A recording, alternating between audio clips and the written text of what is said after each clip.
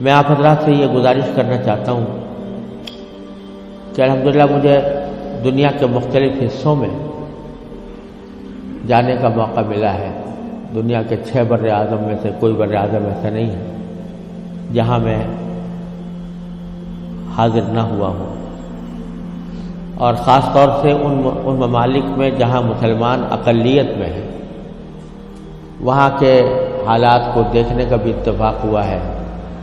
وہاں کے مسلمان بھائیوں اور بہنوں سے خطاب کا بھی موقع ملا ہے، ان کے مسائل سے بھی فی الجملہ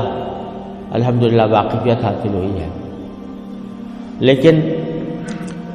اس تمام تجربے اور مشاہدے کے نتیجے میں جو بات میں سمجھتا ہوں وہ یہ ہے کہ جن ممالک میں مسلمان اقلیت میں ہیں، وہاں ان کا سب سے بڑا مسئلہ، جسے موت و حیات کا مسئلہ کہنا چاہیے، وہ اپنے نئی نسل اور بچوں کی تعلیم و تربیت کا مسئلہ ہے۔ اس سے بڑا کوئی اور مسئلہ نہیں۔ اور یہ مسئلہ الحمدللہ مختلف جگہوں پر مدارس کے قیام کے ذریعے، مکاتب کے قیام کے ذریعے اور اسلامی اسکولوں کے قیام کے ذریعے ان کو حل کرنے کی کوشش کی جا رہی ہے۔ لیکن اب بھی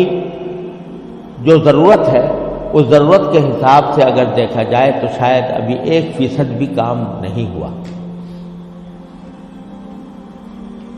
اور یہ ایک ایسا مسئلہ ہے جس کو میں موت و حیات کا مسئلہ سمجھتا ہوں، اور آپ نے تو اس کا زیادہ بہتر طریقے سے مشاہدہ کیا ہوگا، لیکن میں آپ کو خود اپنا تجربہ بتاتا ہوں کہ سن 1978 میں، یعنی آج سے تقریباً 38 سال پہلے مجھے سب سے پہلے امریکہ جانے کا اتفاق ہوا۔ اس وقت سن 1978 میں سب سے پہلے میں امریکہ گیا تھا، اور ایک مسلمان تنظیم کی دعوت پر گیا تھا۔ مسلمان تنظیم کا اس وقت بہت سی مسلمان تنظیموں کا ایک وفاق تھا جس نے ہمیں دعوت دی تھی۔ تو جب میں اس تنظیم میں پہنچا اور اس کا سالانہ کنونشن تھا، اس میں حاضری ہوئی، تو سب سے پہلے تو میں یہ دیکھ کر حیران رہ گیا کہ جب شام کو دعوت کا اہتمام کیا گیا تو اس میں کہیں دور دور حاضرین کے اندر اسلام اور دین کا کوئی شائبہ نظر نہیں آتا۔ خواتین اور نوجوان لڑکیاں وہ مردوں کے ساتھ اور نیم برہنہ لباس میں بیٹھی ہوئی تھی، اور پھر اعلان یہ کیا گیا کہ اگر کسی کو حلال کو کھانا کھانا ہو تو مچھلی استعمال کریں، جس کا مطلب یہ تھا کہ کھانے میں حلال کا بھی کوئی فکر نہیں تھی۔ وہاں بیٹھنا مشکل ہو گیا، ہم لوگ کہیں الگ چلے گئے۔ اس کے بعد معلوم ہوا کہ ایک رقص و سرود کی زبردست محفل منعقد ہوئی۔ ایک بوٹنگ کا پروگرام تھا، اس بوٹنگ کے پروگرام میں سارا جو پروگرام تھا وہ رقص و سرود کی محفل میں گم ہو کر رہ گیا۔ یہ سارے نظارے دیکھنے کے بعد جب مسلمان تنظیم جس نے دعوت دی تھی اس کے سربراہ سے میں نے شکوہ کیا کہ بھائی آپ انہیں مسلمان تنظیم ہے اور اس میں کہیں دور دور بھی کوئی شائبہ دین کا نظر نہیں آتا، تو آپ کیا کرتے ہیں، کس وجہ سے آپ نے یہ اجتماع منعقد کیا؟ تو وہ لبنانی تھے وہ صاحب جن سے میں نے شکوہ کیا، تو اس کے جواب میں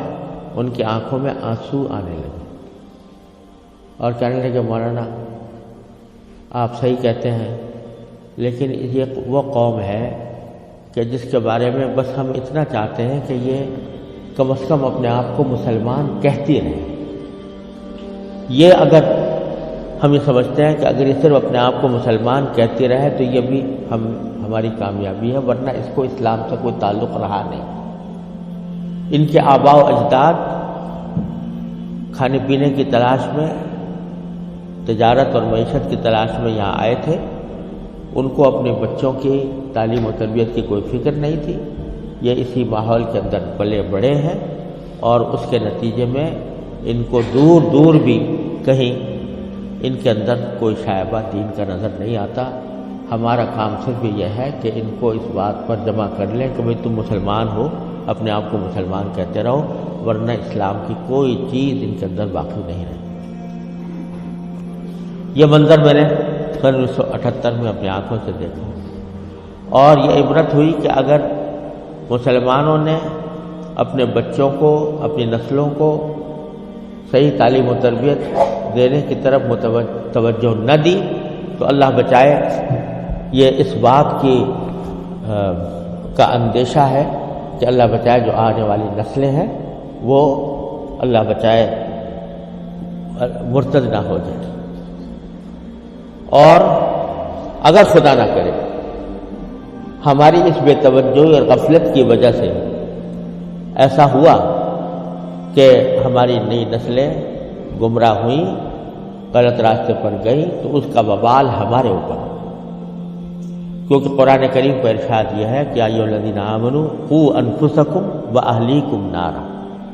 جہنم سے بچانا صرف انسان کے لیے اپنا فرض نہیں ہے کہ وہ خود اپنے آپ کو بچائے، بلکہ اپنے گھر والوں کو بچانا بھی اس کی اپنی ذمہ داری۔ اور یہ بڑی شرم کی بات ہوگی کہ ہمارے آباء و اجداد نے ہمیں اللہ تعالیٰ کے فضل و کرم سے ایمان اور اسلام کی دولت ورثے میں عطا فرمائی، اور ہم اپنی اولاد کو اللہ بچائے غلط راستے کے اوپر ڈالنے کے ذمہ دار بنے۔ اس سے زیادہ شرم کی، اس سے زیادہ نقصان کی کوئی اور بات نہیں ہو سکتی۔ لہذا یہ مسئلہ جس اہمیت کے ساتھ توجہ کا محتاج ہے، اللہ تعالیٰ کا بڑا فضل و کرم ہے، اب حالات میں تبدیلی آ رہی ہے، خاص طور سے انگلینڈ میں اور امریکہ میں بھی اب بہت مسلمانوں کو اس طرف توجہ ہوئی ہے، ادارے قائم ہو رہے ہیں، لیکن جس پیمانے پر ضرورت ہے اس پیمانے کی ابھی تک کمی ہے، اور اس کا واحد علاج یہی ہے کہ جس کے دل میں بھی یہ درد ہے وہ دامے درمے قدمے سخنے جس طرح بھی ہو سکے وہ ایسے ادارے قائم کرنے کی کوشش کرے، اور اداروں کے ساتھ تعاون کرے، اس میں اپنے بچوں کو بھیجنے کا اہتمام کرے۔ لوگ چندے کرتے ہیں، ٹھیک ہے، چندہ بھی مالی وسائل کو جمع کرنے کے لیے وہ بھی ایک اہم چیز ہے، لیکن زیادہ اہم چندہ یہ ہے کہ اپنی اولاد کو ایسے اداروں کے اندر بھیجنے کی کوشش کریں جہاں پر چاہے ان کو دنیا کے علوم کی بھی تعلیم دی جا رہی ہو، لیکن اسلامی ماحول میں دی جا رہی ہو، اسلامی تربیت کے ساتھ دی جا رہی ہو۔